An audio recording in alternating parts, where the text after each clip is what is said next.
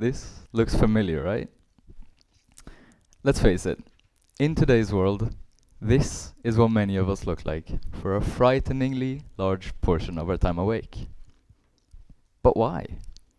What makes it so incredibly enjoyable to sit and stare at a block of wires? Well, in the primal world, we humans had a very particular set of skills that allowed for our survival and development.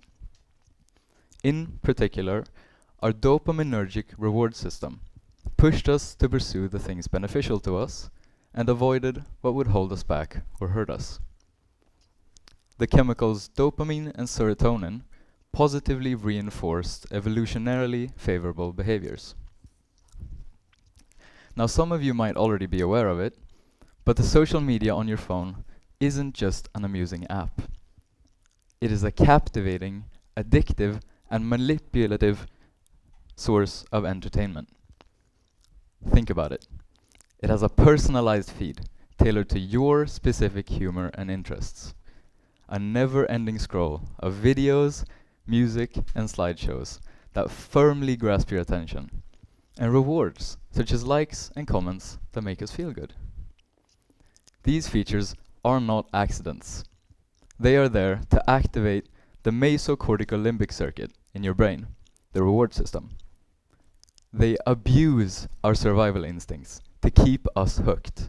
And over time, the scrolling becomes a habit, a cycle that is incredibly hard for us to break.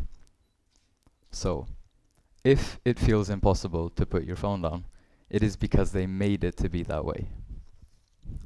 Now, don't get me wrong. Just because I get to stand up here and yap on about how bad short-form content is, doesn't mean I've grown immune to it.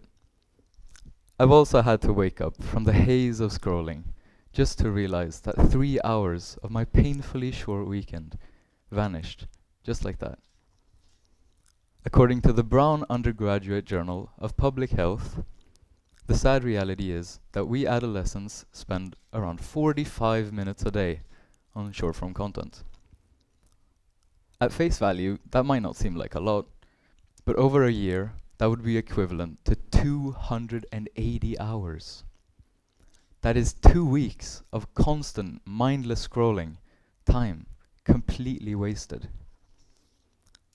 Now, not only does social media deplete you of your time, it ruins your academic capabilities. According to a study by the Frontiers in Psychology, short-form content addiction is detrimental to academic performance, especially for undergraduates like us. The study found that all individuals not prone to boredom experienced direct and indirect effects on their attentional control. And as their ability to manage focus decreased, the likelihood of procrastination increased. In addition, social media exposes us to unrealistic views of other people's experiences. I mean, most of what we see are idealized highlights, hard work and accomplishments that people have worked incredible amounts of times to achieve. And seeing those things remind us of the things we've been putting off doing, the hard work we need to be doing. And if we continue to procrastinate and think about all the things we need to do without actually taking action, eventually we experience a phenomenon known as the illusion of productivity. By thinking about the things we need to do enough, we've tricked ourselves into thinking we've actually been productive, when we've done nothing at all but sit, scroll, and overthink.